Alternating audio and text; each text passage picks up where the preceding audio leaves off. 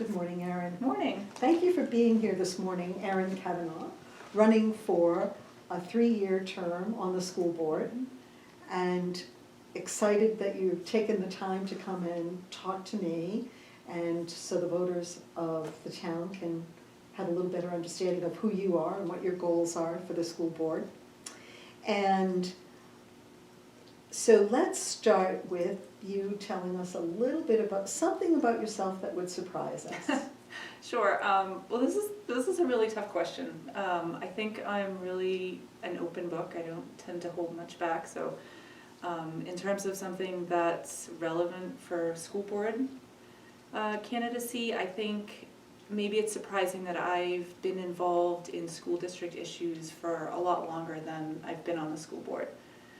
So for several years, I was kind of working behind the scenes, going to school board meetings, as a community member to kind of learn what was going on, helping with some flyers and mailers, and even going door to door sometimes during election season to try to help the community understand what was going on and what the issues were.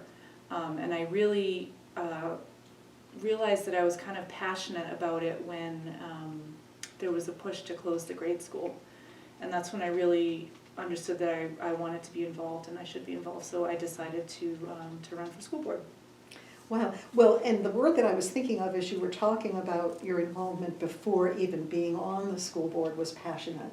And bringing that passion to something that is so important as our children is a great quality. And that leads into my next question. What will you bring to this office that will benefit the people of Rollinsford, particularly the young people of Rollinsford? Sure. Well, as I mentioned, being on the board already for a 3-year term, I think is an advantage because there's a huge learning curve when you join the board to learn about kind of the history of the decisions that were made, the changes that went through the administration and the building and funding. All that kind of stuff. I was really surprised at the amount of learning that was required to come up to speed when I joined the board, and it took a couple years really to build that up, and I continued to learn in my 3rd year. So that's kind of an advantage, I think, right off the bat.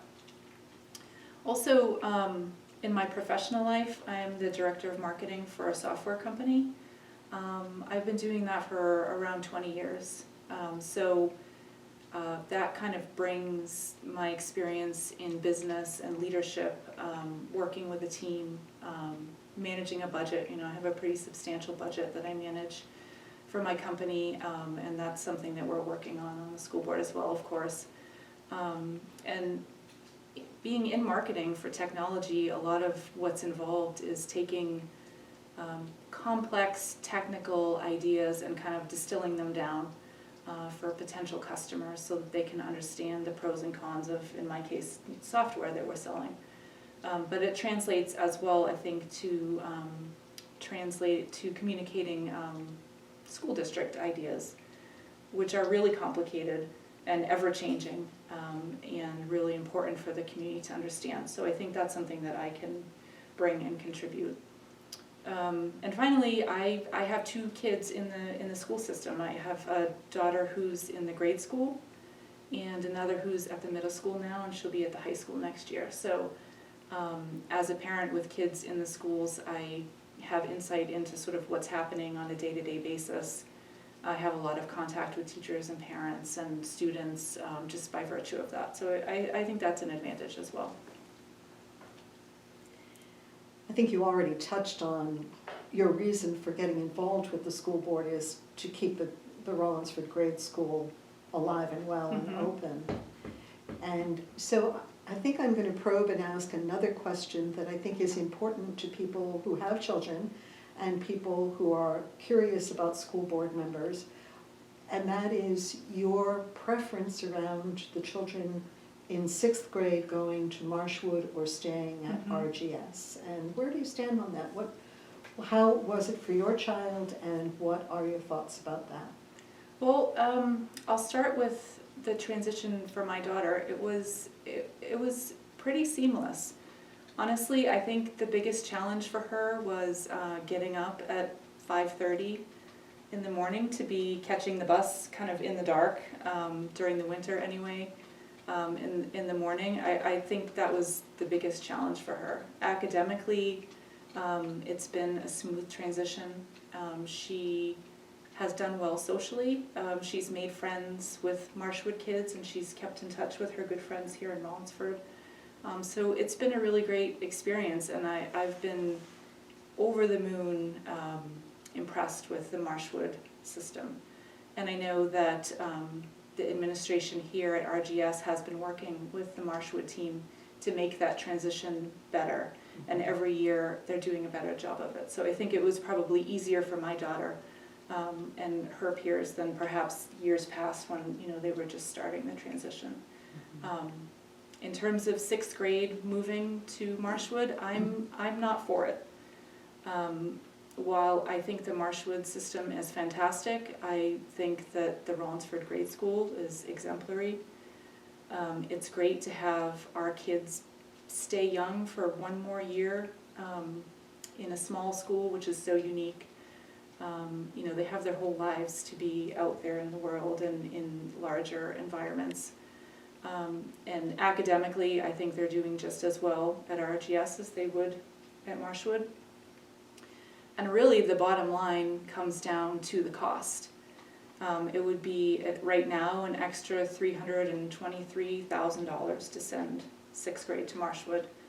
And that would be a cost that we would be contractually bound to for every year going forward. And it would be likely to increase each year. So from a cost perspective, because there isn't a need at the grade school in terms of space or education, it doesn't make sense to me. Thank you. That was a very complete answer. Some will agree feel very with you. strongly about it. Well, some will agree with you and some will not, but it's important Absolutely. for everyone to know where you stand on Yeah. issues like that are central to the conversation right now. So my last question for you is this. At the end of your term, what do you hope to have accomplished? Sure. Well, I spoke a lot about communication already. I think it's something that we're ever working to improve, so that people really know what's going on when they go to the ballot box. So I will continue working on that, as a team member with the rest of the board, if elected. Also, the charter of the school board is to work to provide the best education for the students of our town. So that's always, what I'm hoping to accomplish.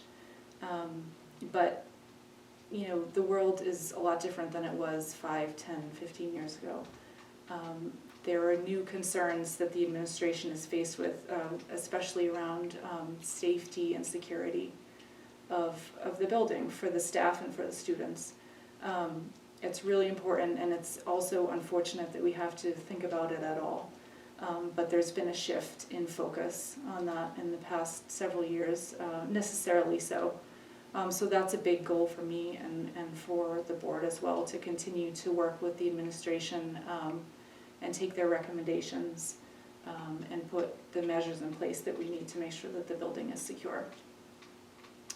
And with that comes, financial responsibility, which is my other, top tier goal, is to continue to, work with the administration and the board to manage the district in a financially responsible way. And I think that given the past several years, the voters have agreed with the budgets that have been put forth. They've voted them in, and the warrant articles that we've been working on. So I think that that's confirmation that we're doing a pretty good job of keeping things fiscally responsible.